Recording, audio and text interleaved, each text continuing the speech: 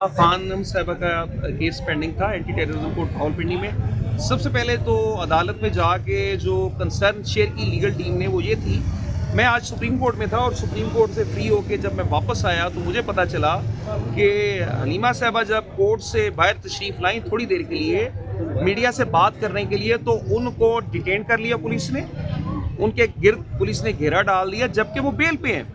तो पहली कंसर्न तो अदालत से ये शेयर की मैंने कि जब वो बेल पे हैं, एक आज़ाद शहरी हैं, हमारा आइन एक आज़ाद शहरी को इस तरह से डिटेन करने से रोकता है, मना करता है, कतई इस तरह नहीं किया जा सकता।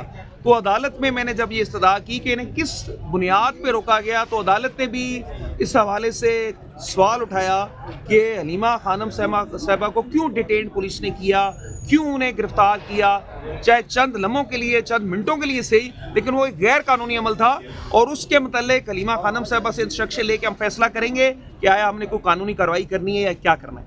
दूसरी बात ये थी कि आज हमारी एप्लीकेशन थी इख्तियार समात के मुतल्लिक, क्योंकि मेरा केस था सुप्रीम कोर्ट में और सुबह से मैं सुप्रीम कोर्ट में था और सुप्रीम कोर्ट का केस करके मैं आया। मैंने जैसे सबको सदा की कि आज मैं इसमें मज़ीद तैयारी करना चाहता हूँ और मज़ीद तैयारी करके मुझे आप वक्त दे दीजिए, मंडे को इंशाल्लाह ताला मैं आर्ग्यू कर लूँगा। अदालत में इस बात पे बहुत ज़्यादा रेजिस्टेंस की, इस तकासा ने, प्रोसिक्यूशन ने 1-2 दिन की डेट्स पे जिस तरह एतराज़ किए, उस पे तो मेरा यही कहना था कि 9 मई के और दीगर जो केसेस हैं जिनमें प्रोसिक्यूशन डेट्स लेती है, या इमरान खान साहब की वो ज़मानतें जो 7-8 ज़मानतें हैं जो कि काफ़ी महीनों से पेंडिंग है, उसमें रिकॉर्ड के बहाने पे इस्तगासा जब टाइम लेती है तो उस टाइम तो इनको कोई एतराज़ नहीं होता। महीनों से ज़मानतें पेंडिंग पड़ी हैं, कोई एतराज़ नहीं। कभी ये कहते हैं कि स्पेशल प्रोसिक्यूटर की तबीयत ख़राब है, इस्लामाबाद हाई कोर्ट में डेट ले लेते हैं, सुप्रीम कोर्ट में ये पेश नहीं होते। इस अदालत में, एंटी टेररिज्म कोर्ट में ये लोग तारीखें करते हैं। उन केसेस में जिनमें मुल्ज़मान जेल में हों उनका ज़्यादा स्पीडी ट्रायल होना चाहिए। इमरान खान साहब जेल में है 9 मई के केसेस में, 9 मई के केसेस में उनकी बेल्स हो चुकी हैं। जो दीगर केसेस हैं जिस तरह के वो सस्पेंशन चली है अलकादर ट्रस्ट की इस्लामाबाद हाई कोर्ट में पेंडिंग है, उसके मुतालिक हेयरिंग नहीं हो रही।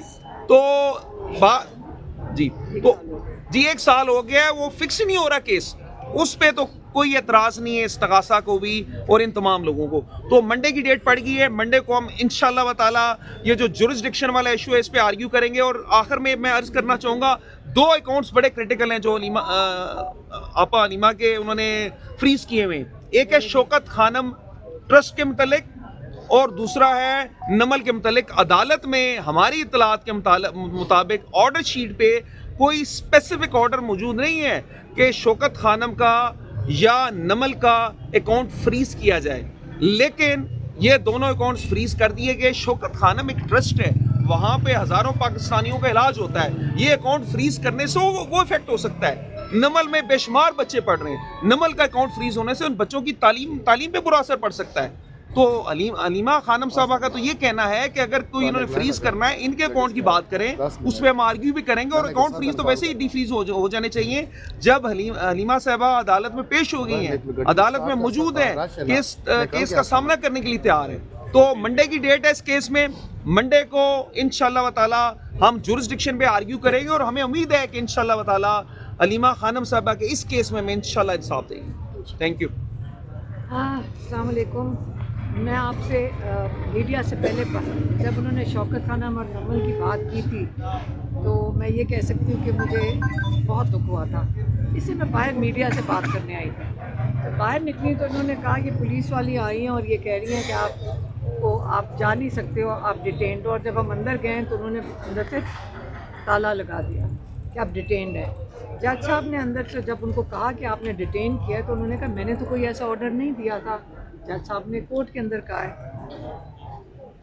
सही कह रहे हैं प्रोफेसर कि मेरा कंसर्न था कि शौकत खानम और नमल के अकाउंट क्यों बंद किए गए, क्योंकि वो जो प्रोसिक्यूशन वाला है उनकी पता नहीं कितनी पावर है या कितनी ताकत है कि ये सारे अकाउंट्स बंद करवा सकते हैं। क्योंकि जज साहब ने कहा कि जज साहब को याद नहीं होगा या उन्होंने कहा मुझे तो नहीं पता कि मैंने शौकत खानम या नमल के अकाउंट बंद करवाएं।